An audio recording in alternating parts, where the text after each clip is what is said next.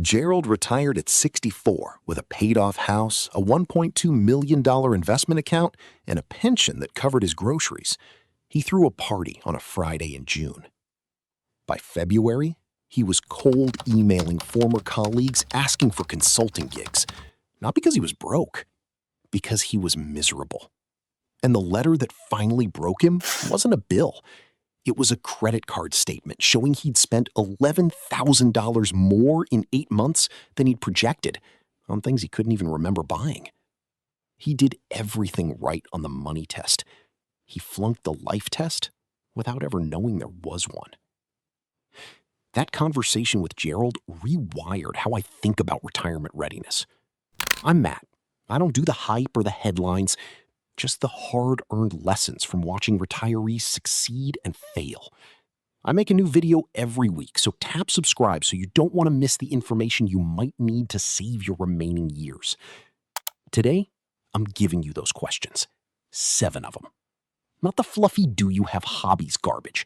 7 specific, slightly uncomfortable yes or no questions that, when you answer them honestly, will tell you more about your readiness than your entire net worth ever could. And if you stay to the end, I'll tell you the one question that isn't on this list. The one that quietly overrides all 7 and sends people back to work even when they passed every money test. This video is for educational purposes only. I'm not a financial advisor. Your situation is different. Run your own numbers and consult your personal financial advisor. But if you're sitting in your driveway after work with the engine off, wondering if today could be the day, these 7 questions will either free you or save you from a very expensive mistake. The retirement industry has sold you one question. Do I have enough money? That's the only question Gerald thought mattered, and he answered it brilliantly. But there's a second test nobody tells you about. The life test. And the life test isn't measured in dollars. It's measured in 7 yes or no answers. The money test gets you to the starting line. The life test determines whether you cross the finish line happy or end up back on LinkedIn within 18 months. Let me walk you through them. They get harder as they go. Somewhere around number 4 or 5, you might feel a twitch. That twitch is information. Don't ignore it. Question 1. Have you run a real monthly budget? Not on what you think you spend, but on what you actually spent for the last 6 months? Most retirees nod at this, but I'm not asking whether you know your expenses. I'm asking whether you've tracked every single dollar that left your account for 6 consecutive months while you were still working. Gerald hadn't. He assumed he spent about 80% of his salary. When he finally went back and audited, his actual spending was nearly 30% lower than his estimate.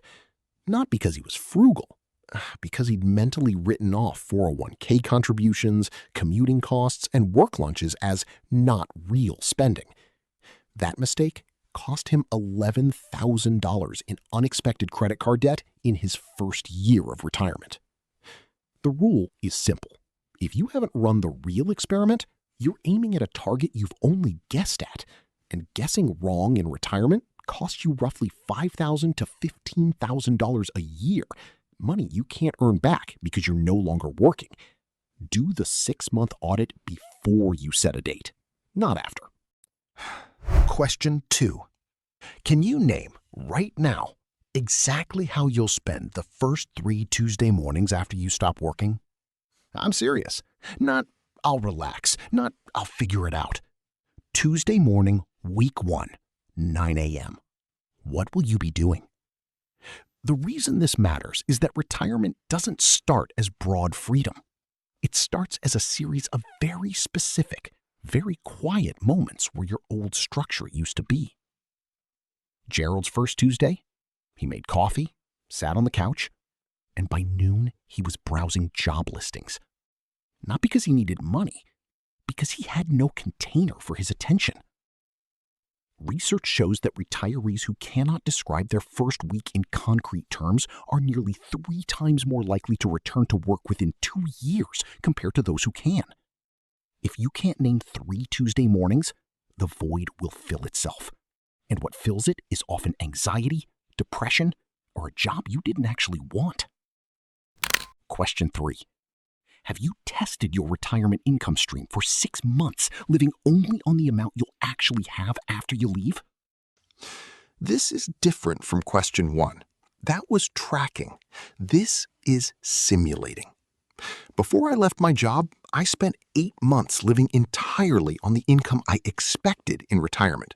No cheating, no dipping into the extra bucket for an emergency. By month 3, I discovered a leak. My occasional spending on lunches and home repairs was double what my spreadsheet said. That discovery changed my withdrawal strategy and saved me roughly $4,000 a year. Try this. If you can't do a 6-month simulation, you're making the biggest financial decision of your life on a spreadsheet that hasn't been road tested. And a spreadsheet that hasn't been road tested is just a wish. Gerald wished. You don't have to. Question 4. Can you name 3 people you'll see every week, in person, outside your household? I used to roll my eyes at this one. I thought my social life was fine. Then I listed everyone I saw weekly, and most of them were colleagues. When the building and the deadlines vanish, those faces don't always stay in orbit. Loneliness in retirement isn't a sad story. It's a slow, quiet drop in energy and purpose that starts showing up around month 8 or 9. The data is sobering.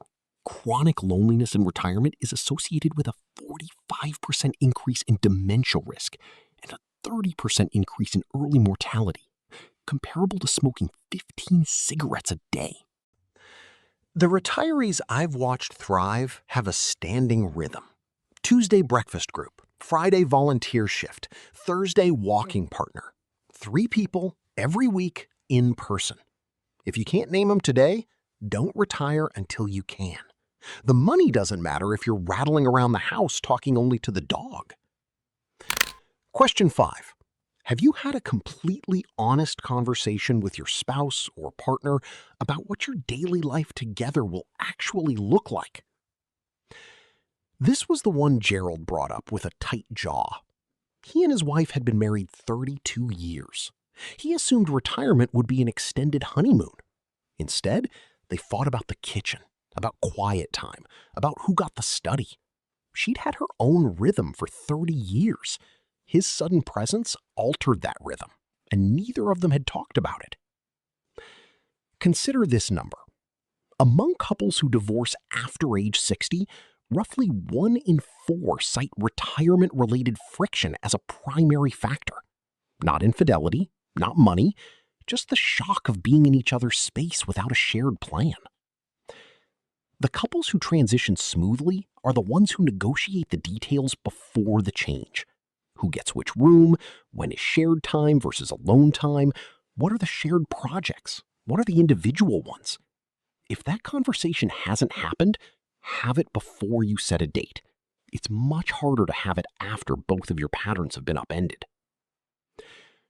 Question 6.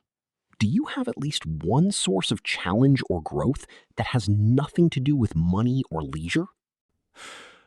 Notice I didn't say hobby. Hobbies are fine. Challenge is different. Challenge is the thing that keeps your edge. Learning a skill that takes years, a project that delivers failure. Gerald's problem wasn't a lack of fun. He played golf, traveled, ate well. His problem was that everything in his retirement was easy. Easy is enjoyable for 3 months. Then it becomes flat. Then it becomes background noise. Research on successful aging shows that retirees who engage in moderately difficult skill acquisition, learning an instrument, a language, a craft that requires deliberate practice, report significantly higher life satisfaction at 12 and 24 months post-retirement compared to those who focus exclusively on leisure. If your retirement plan is all rest and no reaching, you will find yourself restless in ways you can't name. Question 7. Can you articulate in one sentence the purpose of your retirement years? Not to travel. Not to spend time with grandkids. I mean something closer to what are you retiring for, not just from. Gerald told me he'd spent decades thinking about retirement as an escape from meetings, from commutes, from responsibility. He'd never asked himself what he was escaping toward. That absence didn't make him unhappy at first, but over time, it hollowed him out. The retirees I know who've stayed joyful can give you an answer that sounds almost like a mission statement. I want to be the person my grandchildren trust with their hardest problems. I want to restore a piece of land and leave it better. I want to teach a skill that changed my life to people who can't afford school. One sentence. If you can't write it down, you're retiring from something, not to something, and the difference shows up about a year in. Now, I need to tell you something that might frustrate you.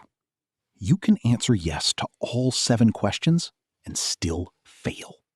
Because there's an 8th question, and it quietly overrides the entire list. Do you have a plan for the first 90 days after you stop working? Not a vague idea, but a written, day-by-day plan for how you will protect yourself before you announce your retirement to anyone. Why does this matter? In the first 90 days after you leave, your financial and personal defenses are at their most vulnerable. You're suddenly cash liquid. You're suddenly available. You're suddenly visible. And the predators, not just financial scammers, but also the well-meaning family members and old friends who will fill your calendar with obligations you never wanted, are all circling. Most people announce their retirement first and patch the cracks later. That's backwards. According to a 2024 study from the Employee Benefit Research Institute, that mistake costs the average retiree roughly $8,000 in the first year alone. I made a separate video walking through the 9 specific upgrades you need to make before you tell a single soul you're retired. The first upgrade alone can save you from scams, family pressure, and accidental overspending. I'll link that video at the end of this one. Watch it before you set a date. Here's what I need you to do right now. Look back at the 7 questions. Which one made you pause the longest? Not which one you answered no to, the one that hung in the air after I said it. Drop that number in the comments, and the most common answers will be used for future videos. If this video gave you a framework you can actually use, not the fluff, but the real test, pass it to someone who's been circling the retirement decision for too long. That driveway moment doesn't have to last forever. 7 honest answers can end it. If you haven't subscribed yet, hit the button right now. I don't want you to run out of purpose before you run out of money.